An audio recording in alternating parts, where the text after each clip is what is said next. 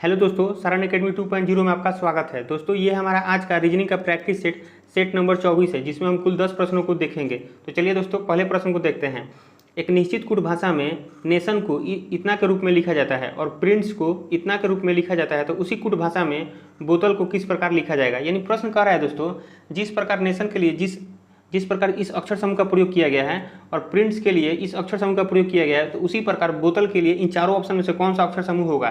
तो दोस्तों चलिए सबसे पहले हम ये जानेंगे कि इनके और इनके बीच में किस प्रकार का संबंध है। तो चलिए लिखते हैं दोस्तों, यहाँ से आप देखिएगा, लिखेंगे NATION। ठीक है दोस्तों, इसमें किस प्रकार का अक्षर समूह का प्रयोग किया गया है, तो MZGRLM। तो दोस्तों देखिए, सबसे पहले आपको दो चीज़ पता होना चाहिए। पहला कि कुल अल्फ़ाबेट कितने होते हैं, तो 26, और 26 अल्फ़ाबेट का एक अपना स्थान होता है। जैसे ए का स्थान कितना होता है, एक है अल्फ़ाबेट में। बी कितने नंबर पर आता है, तो 2 नंबर पर। सी कितने नंबर पर, 3 नंबर पर। इसी प्रकार अगर एक्स देखा जाए तो एक्स 24 नंबर पर आता है दोस्तों, और वाई कितने नंबर पर आता है, तो 25 नंबर पर। वहीं जेड है कितने नंबर पर आता है, 26 नंबर। यानी कुल अल्फ़ाबेट 26 होते हैं और सभी अल्फ़ाबेट का एक अपना स्थान होता है। तो ये आपको याद होना चाहिए। ठीक है दोस्तों, ये पहला हो गया। दूसरा और क्या याद होना चाहिए, तो दोस्तों देखिए, सभी प्रत्येक अल्फ़ाबेट का एक अपना अपोजिट अल्फ़ाबेट होता है। जैसे कि ए का अपोजिट क्या होगा, यानी कि ए का उल्टा क्या होता है, तो जेड। उसी प्रकार जेड का उल्टा पूछे तो ए। फिर बी का उल्टा क्या होता है दोस्तों, तो वाई होता है। उसी प्रकार वाई का उल्टा बी होगा। सी का उल्टा कितना होता है दोस्तों, एक्स होता है। और एक्स का उल्टा क्या होगा, सी होगा। इसी प्रकार प्रत्येक अल्फ़ाबेट का अपना एक अपोजिट लेटर होता है। तो ये दो चीज़ आपको पता होना चाहिए, तभी दोस्तों कोडिंग डिकोडिंग से संबंधित प्रश्न आपको आसानी से बनेगा। तो चलिए दोस्तों देखते हैं यहाँ से आप देखिएगा दोस्तों, एन है। ठीक है दोस्तों, और एन यहाँ पर एम है, यानी कि एन का अपोजिट एम होता है। एन का अपोजिट क्या होता है, एम होता है। उसी प्रकार ए का अपोजिट क्या होता है दोस्तों, तो जेड होता है। उसी प्रकार यहाँ टी है, तो टी का अपोजिट क्या होता है, जी होता है दोस्तों। फिर उसी प्रकार आप देखिएगा आई का अपोजिट क्या होता है, तो आर होता है दोस्तों। ओ का अपोजिट क्या होता है, तो ओ का अपोजिट एल होता है। और एन का अपोजिट क्या होता है दोस्तों, तो एम होता है। यानी कि आपको यहाँ से दिख रहा होगा कि प्रत्येक अल्फ़ाबेट का यहाँ अपोजिट लिखा गया है अक्षर समूह। यानी कि नेशन जो शब्द है, यानी कि वर्ड है, इस नेशन वर्ड का प्रत्येक लेटर का अपोजिट लेटर यहाँ लिखा गया है। फिर उसी प्रकार हम प्रिंट्स को चेक करेंगे। तो यहाँ से आप देखिएगा दोस्तों, प्रिंट्स लिखते हैं PRINTS। ठीक है दोस्तों, इसके लिए कौन सा अक्षर समूह का प्रयोग किया गया है, तो KIRMG और H। ठीक है, तो यहाँ से आप देखिएगा P का अपोजिट क्या होता है दोस्तों, तो K होता है। फिर R का अपोजिट क्या होगा, I होगा। यानी कि दोस्तों R का अपोजिट I होगा, तो हम ये भी कह सकते हैं कि I का अपोजिट क्या होगा, R होगा। यानी कि यहाँ I दिया हुआ है, तो I का अपोजिट क्या होगा दोस्तों, तो R होगा। फिर आगे देखेंगे N का अपोजिट क्या होगा, तो M होगा। T का अपोजिट G होता है, और S का अपोजिट H होता है। ठीक है दोस्तों, यानी कि यहाँ से भी इसको भी आप देखने पर क्या पता चला कि प्रिंट्स जो वर्ड लिखा गया है, इसके प्रत्येक लेटर का क्या किया गया है, तो अपोजिट लिखा गया है। तो उसी प्रकार यहाँ बोतल लिखा गया है दोस्तों, तो इस बोतल के लिए कौन सा कोड होगा, यानी कि प्रत्येक लेटर का अपोजिट लिखना पड़ेगा। तो सबसे पहले हम यहाँ पर लिखेंगे दोस्तों बोतल, तो BOTTLE। ठीक है दोस्तों, इसका अपोजिट लेटर, तो B का अपोजिट होता है दोस्तों, Y होता है। फिर उसी प्रकार O का अपोजिट क्या होता है दोस्तों, तो L होता है। फिर उसी प्रकार टी का अपोजिट क्या होता है, तो जी होता है। टी का अपोजिट जी होता है। 2 टी है तो दोस्तों यहाँ पर 2 जी लिखेंगे। फिर उसी प्रकार आप देखिएगा एल का अपोजिट क्या होता है दोस्तों, तो ओ होता है। उसी प्रकार ई का अपोजिट क्या होगा, भी होगा। यानी कि बोतल के लिए हमारा कौन सा अक्षर समूह होगा, तो YLGGOV, यानी कि YLGGOV, यानी ऑप्शन नंबर बी। यानी क्वेश्चन नंबर 1 का राइट आंसर क्या होगा दोस्तों, तो ऑप्शन नंबर बी। तो दोस्तों मुझे उम्मीद है कि यह प्रश्न आपको अच्छी तरह से समझ में आया होगा। चलिए नेक्स्ट प्रश्न को देखते हैं।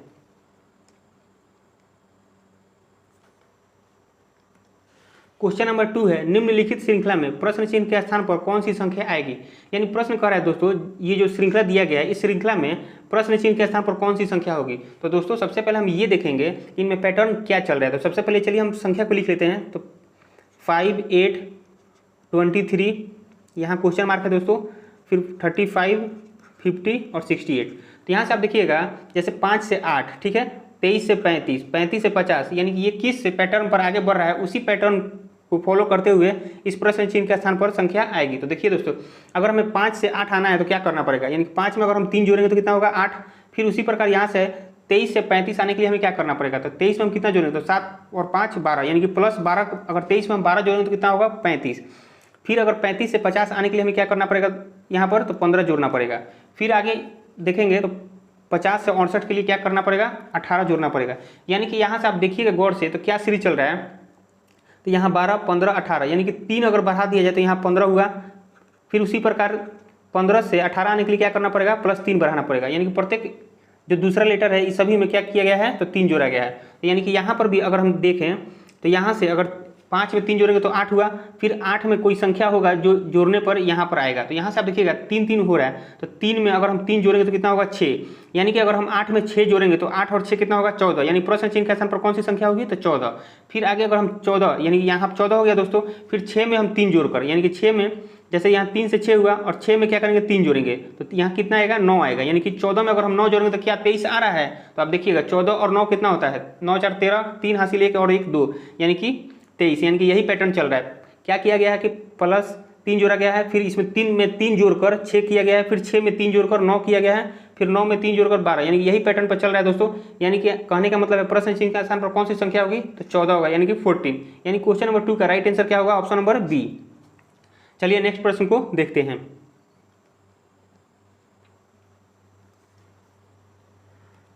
क्वेश्चन नंबर 3 है, ए प्लस बी का अर्थ है ए बी की पुत्री है, ए माइनस बी का अर्थ है ए बी का पति है, ए इंटू बी का अर्थ है ए बी की माता है, ए डिवाइड बी का अर्थ है ए बी का भाई है। यदि D plus E plus F minus G into H divide I minus J है तो निम्नलिखित में से कौन सा कथन सही नहीं है। यानी प्रश्न कर रहा है दोस्तों, इनके संबंधों के आधार पर हमें ये बताना है कि इन जो चारों ऑप्शन में से कौन सा ऑप्शन गलत है। तो सबसे पहले हमें क्या करना पड़ेगा दोस्तों, इनका रिलेशन निकालना पड़ेगा। तो चलिए इनका रिलेशन निकालते हैं। तो यहाँ से देखिए डी प्लस ई यानी कि प्लस का अर्थ क्या है, तो यहाँ से हम देखेंगे इसमें कि ए प्लस बी का अर्थ है ए बी की पुत्री है। उसी प्रकार यहाँ डी प्लस ई का अर्थ क्या हुआ कि डी पुत्री है, किसकी पुत्री है, तो ई की। यहाँ पर लिखेंगे डी, ठीक है। उसके बाद कह रहा है कि डी जो है किसकी पुत्री है, तो ई की, तो यहाँ से लिखेंगे ई और यहाँ पर लिखेंगे पुत्री है। तो देखिए यहाँ से क्लियर है हमें कि डी पुत्री है, तो एरो का निशान डी की तरफ देंगे ना कि ई की तरफ देंगे, ठीक है। और एक और बात याद रखिएगा आप, यहाँ से हमें चेक, यहाँ से जेंडर क्लियर करते ही चलना है। जैसे कहने का मतलब कि आगे रिलेशन निकालने में हम आसानी हो, जैसे पुत्री डी पुत्री है यानी कि फीमेल के लिए माइनस साइन का इस्तेमाल करेंगे और पुरुष के लिए प्लस साइन का। तो डी पुत्री है, किसकी पुत्री है, ई की, लेकिन ये पता नहीं है कि ई माता है या पिता। फिर आगे चलिए देखते हैं, ई प्लस एफ, ई प्लस यानी कि प्लस का अर्थ है ई पुत्री है एफ का, यानी कि ई जो पुत्री है किसकी पुत्री है, तो एफ की। तो यहाँ पर लिखेंगे दोस्तों पुत्री, किसकी पुत्री है, तो एफ की। तो ये एफ के लिए फिर यहाँ से हम ई के लिए माइनस साइन देंगे। फिर आगे कह रहा है प्रश्न में कि एफ माइनस जी, तो माइनस का अर्थ क्या है, तो ए माइनस बी का अर्थ है ए बी का पति है, यानी कि एफ जो है पति है, किसका पति है, तो जी का, यानी कि यहाँ से हम लिखेंगे पति है। तो यहाँ पर आप लिखिएगा पति, ठीक है। और एफ पति है तो प्लस का साइन देंगे, और जी क्या है, पत्नी है, यानी कि यहाँ माइनस का साइन देंगे। फिर उसी प्रकार आगे आप देखिएगा इंटू जी इंटू एच, यानी कि इंटू ए इंटू बी का अर्थ होता है ए बी की माता है, ए माता है किसकी माता है, तो बी की, यानी कि जी इंटू एच का अर्थ हुआ कि जी माता है किसकी माता है, तो एच की। तो यहाँ पर हम क्या करेंगे, एक बात याद रखिएगा, जब भी बच्चे और पेरेंट्स में रिलेशन दिए रहे तो पेरेंट्स को ऊपर और बच्चों को नीचे रखेंगे, यानी कि जी माता है किसकी माता है, तो एच की, यानी कि यहाँ पर हम लिखेंगे माँ, ठीक है, और एच यहाँ पर लिखेंगे। तो यहाँ से आगे फिर बढ़ेंगे तो एच डिवाइड आई का क्या अर्थ है, तो देखिए डिवाइड का अर्थ होता है ए डिवाइड बी का अर्थ है ए बी का भाई है।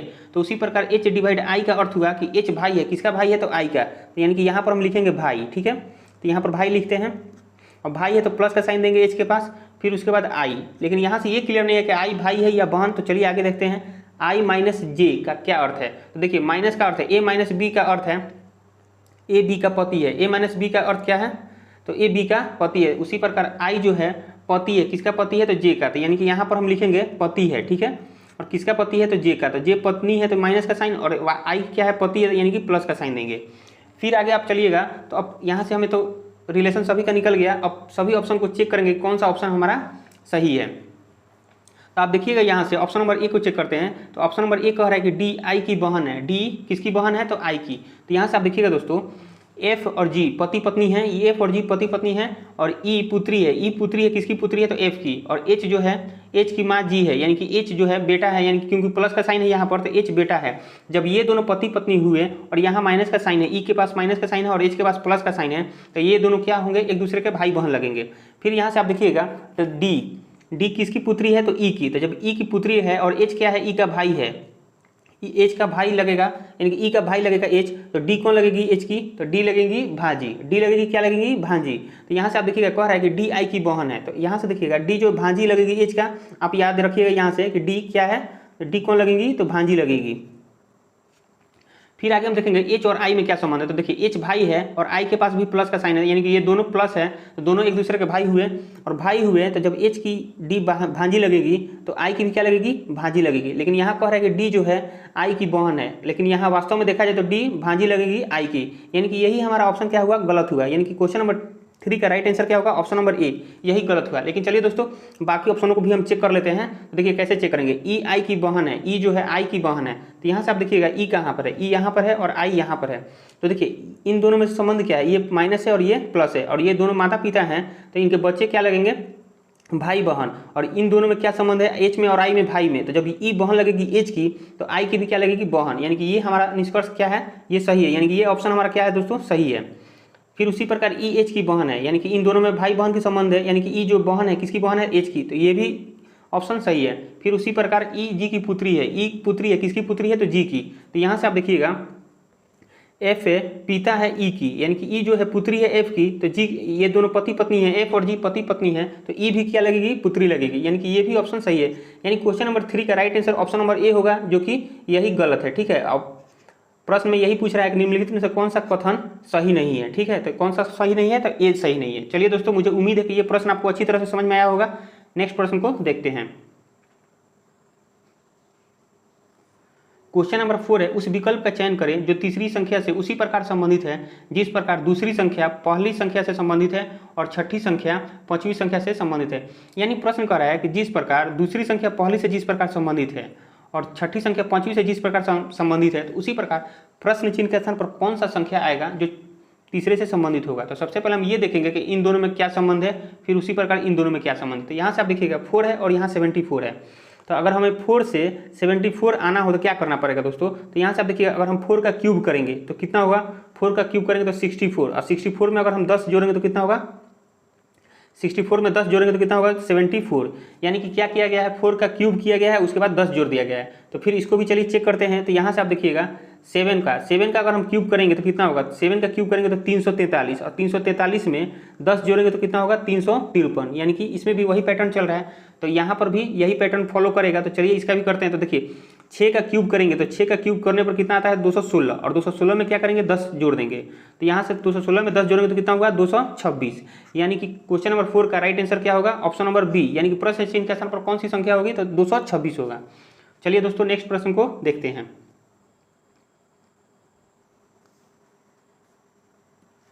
क्वेश्चन नंबर 5 है, गणितीय चिन्हों के उस सही संयोजन का चयन कीजिए जिसे चिन्हों के स्थान पर क्रमानुसार रखने पर दिए गए समीकरण संतुलित हो जाए यानी कि सही हो जाए दोस्तों। तो यहाँ से आप देखिएगा कि कह रहे हैं कि ये जो चिन्ह स्टार का चिन्ह दिया गया है, इस प्रत्येक चिन्ह के स्थान पर क्रमानुसार कौन सा गणितीय चिन्ह, इन चारों ऑप्शन में से कौन सा गणितीय चिन्ह रखें कि ये जो समीकरण है संतुलित हो जाए। तो यहाँ से आप देखिएगा ऐसे प्रश्नों को हम बाई ऑप्शन ही बनाया जाता है। तो चलिए पहला ऑप्शन ए को रखकर चेक करते हैं। तो ए में पहले है multiply, divide, plus, is equal to और माइनस। तो इन्हीं सभी को यहाँ पर रखकर चेक करते हैं। तो यहाँ से देखिए 200 है, 200 में पहले मल्टीप्लाई का साइन देंगे, फिर 2, फिर divide 10 plus 8 is equal to 40 और माइनस 20। तो यहाँ से हम इसको सॉल्व करेंगे। तो देखिए दोस्तों 200 इंटू 2, तो 200 इंटू 2, यहाँ डिवाइड है तो बटा 10 नीचे आ जाएगा, प्लस 8। यहाँ से आप देखिएगा 40 में से 20 को घटाएंगे तो कितना आएगा, 20। यानी इज इक्वल टू के बाद इधर 20 दिया गया है, तो इसको भी सॉल्व करने के बाद हमें कितना आना चाहिए, तो 20 आना चाहिए। तो चलिए 1 0 से 1 0 गया, और 20 में 2 से कीजिएगा तो 20 दूनी 40 और 8 48। क्या ये 48 और 20 बराबर है, नहीं है, यानी कि ये हमारा ऑप्शन नंबर ए नहीं होगा। फिर उसी प्रकार ऑप्शन नंबर बी चेक करेंगे। तो यहाँ से आप देखिएगा 200 है, उसके बाद क्या लेना है, डिवाइड का साइन लेना है, फिर 2 is equal to 10 into 8 plus 40 और माइनस 20। तो यहाँ से हम सॉल्व करेंगे तो 200 है और 2, यानी कि 200 को जब 2 से हम भाग देंगे तो कितना आएगा, 100 आएगा। यानी कि इज इक्वल टू के इधर 100 है तो इधर भी कितना आना चाहिए, सभी को सॉल्व करने के बाद 100 आना चाहिए। तो चलिए सॉल्व करते हैं। तो 8 दहा का 80 और प्लस 40 में से 20 गया तो कितना बचेगा, 20। इनको सॉल्व करेंगे तो 80 और 20 कितना होता है, 100। यानी कि इधर भी 100 और इधर भी 100, यानी कि ये समीकरण हमारा क्या हुआ, संतुलित हुआ।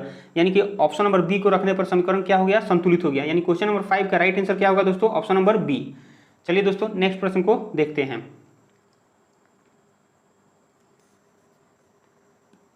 क्वेश्चन नंबर 6 है, किस विकल्प में निम्नलिखित शब्दों का वह क्रम दिया गया है जिस क्रम में वे अंग्रेजी शब्दकोश में आते हैं।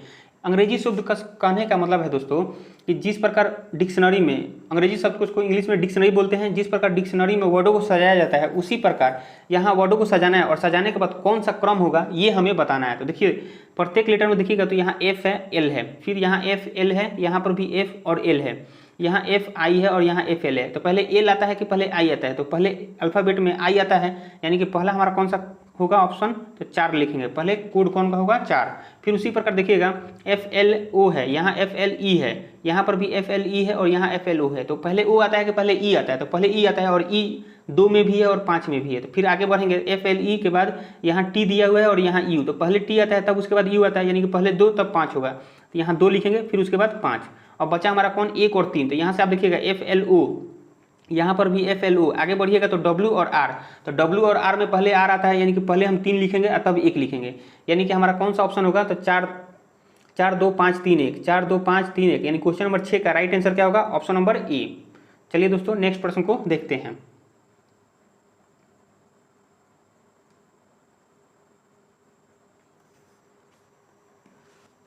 क्वेश्चन नंबर 7 है, 3 कथनों के बाद 3 निष्कर्ष 1 2 और 3 दिए गए हैं। कथनों को सत्य मानते हुए भले ही वे सामान्य रूप से ज्ञात तथ्यों से भिन्न प्रतीत होते हों, निर्णय करें कि कौन सा निष्कर्ष कथनों को तार्किक रूप से अनुसरण करता है। यानी प्रश्न कर रहा है दोस्तों कि ये जो प्रश्न में कथन दिया गया है भले ये सही हो या ना हो, लेकिन इनको सही मानते हुए, यानी कि इन्हीं के आधार पर कथन में जिस प्रकार सही दिया गया है, यानी कथन में जो कहा गया है उसी के आधार पर मानते हुए, सही मानते हुए निष्कर्ष में हमें ये बताना है कि 1 2 3 निष्कर्ष में से कौन सा सही है? तीनों सही है या 1 सही है या 2 सही है या 3 सही है या तीनों सही है। तो चलिए हम इनको कथन को पहले सबसे पहले हम बनाते हैं। तो देखिए कह रहा है कि सभी गाय स्तनधारी है, तो सबसे पहले हम यहाँ पर लिखेंगे गाय, ठीक है। और सभी गाय कह रहा है, तो सभी गाय स्तनधारी है, यानी कि स्तनधारी को पूरा लेंगे यहाँ से। ये हमारा क्या है दोस्तों? तो स्तनधारी है। फिर उसी प्रकार कह रहा है कि सभी गधे स्तनधारी हैं, यानी कि सभी गधे, तो यानी कि गधे भी क्या होगा? स्तनधारी के अंतर्गत आएंगे, यहाँ पर लिखेंगे गधे। फिर उसके बाद आगे कह रहा है कि सभी स्तनधारी जानवर हैं, सभी जो स्तनधारी है क्या है? जानवर है, यानी कि पूरा अलग से ये लेना पड़ेगा यहाँ से, ठीक है। और सभी स्तनधारी क्या है? तो जानवर है, यानी कि इसको हम क्या बोलेंगे? जानवर। अब चलिए निष्कर्ष में देखते हैं कि निष्कर्ष कह क्या रहा है? सभी गधे जानवर है, यानी कि सभी जो गधे हैं, यानी कि यहाँ पर गधा है, सभी गधा क्या जानवर है? तो हाँ जानवर के अंदर हैं सभी, यानी कि ये निष्कर्ष हमारा सही है। फिर उसी प्रकार देखेंगे निष्कर्ष 2, सभी जानवर गधे हैं, सभी जानवर गधे हैं, यानी कि ये हमारा जो बड़ा वाला है ये क्या है? तो जानवर। तो क्या सभी जानवर गधे हैं? नहीं, गधे जानवर के अंदर है, ना कि जानवर गधे के अंदर है, यानी कि ये हमारा गलत हो गया। फिर उसी प्रकार तीसरा देखेंगे, कुछ गाय गधे हैं, कुछ गाय और गधे हैं, यानी देखिए गधे अलग है और गाय अलग है, यानी कि दोनों में कोई संबंध नहीं है, यानी कि ये भी हमारा क्या हुआ? गलत हुआ, क्योंकि कह रहा है कि कुछ गाय जो है गधे हैं और यहाँ पर संबंध है ही नहीं कथन में, यानी कि हमारा निष्कर्ष से केवल 1 सही है, यानी क्वेश्चन नंबर 7 का राइट आंसर क्या होगा? ऑप्शन नंबर बी, केवल निष्कर्ष 1 अनुसरण करता है। चलिए नेक्स्ट प्रश्न को देखते हैं। क्वेश्चन नंबर 8 है, कौन सा अक्षर समूह दी गई श्रृंखला में प्रश्न चिन्ह के स्थान पर आकर श्रृंखला को पूर्ण करेगा? यानी प्रश्न कर रहा है कि ये जो श्रृंखला दिया गया है इस श्रृंखला में कौन सा अक्षर समूह प्रश्न चिन्ह के स्थान पर आएगा? तो सबसे पहले हम ये देखेंगे ये जो वर्ड बढ़ रहे हैं, यानी कि ये जो श्रृंखला बढ़ रहा है, यानी कि किस आधार पर, यानी किस पैटर्न पर बढ़ रहा है। तो चलिए चेक करते हैं। तो देखिए ई का कोड कितना होता है? 5 होता है, और आई का कोड कितना होता है? 9 होता है। फिर उसी प्रकार के का कोड 11 होता है और एम का 13 होता है। तो यहाँ से आप देखिएगा 9 में हम 2 जोड़ेंगे तो 11, 11 में 2 जोड़ेंगे तो 13, तो उसी प्रकार 5 में भी तो 2 जोड़ना पड़ेगा। तो 5 में 2 जोड़ेंगे तो कितना होगा? 7, और 7 किसका होता है? तो जी का होता है, यहाँ जी लिखेंगे।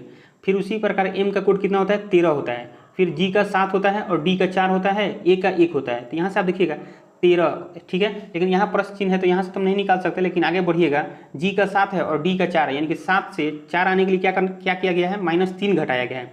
फिर उसी प्रकार 4 से 1 आने के लिए क्या किया गया है? -3, यानी कि दूसरे लेटर में -3 घटाया गया। तो हम क्या करेंगे? 13 है तो 13 में से 3 घटाएंगे तो कितना होगा? तो 10 होगा, और 10 किसका कोड होता है? जे का होता है। फिर उसी प्रकार आगे आप देखिएगा आर का कोड कितना होता है? 18 होता है, और भी का 22 होता है। फिर उसी प्रकार एक्स का कितना होता है? 24 होता है, और जेड का 26 होता है। तो यहाँ से आप देखिएगा 22 से 24 आने के लिए क्या किया गया है?